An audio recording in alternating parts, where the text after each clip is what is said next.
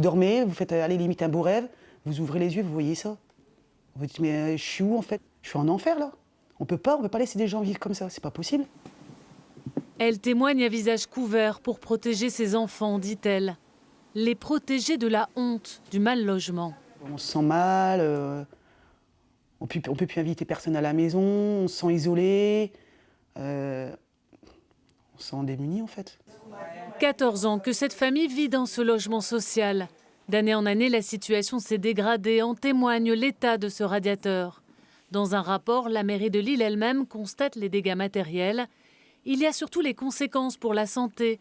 Le fils aîné revient tout juste d'un rendez-vous chez le médecin. Moi, je pensais que c'était les symptômes du Covid parce qu'il revient forcément. Et il me dit clairement que non, que c'est une allergie. Moi, je lui explique, ma mère, elle avait des moisissures chez elle. Et il m'a clairement fait comprendre que c'était dû à ça. Il m'a dit, est-ce que vous avez de là-dessous? J'ai dit oui, je toussais, j'étais pris de la gorge. Je suis irrité du nez. Ça commence à venir même au niveau de mes oreilles, la tête. Donc tout le système respiratoire au niveau des poumons également. Donc c'est ce médicament-là.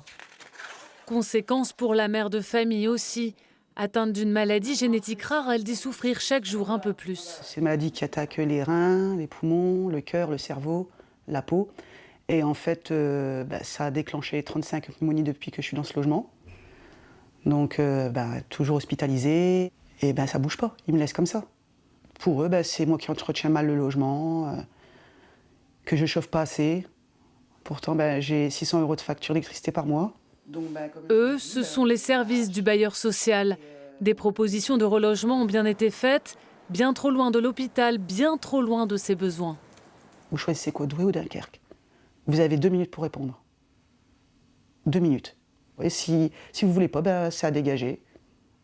J'étais piégée en fait. Excédée, la mère de famille a suspendu le paiement des loyers pendant plusieurs mois. Une erreur, admet-elle. Elle dit aujourd'hui avoir totalement régularisé son dossier.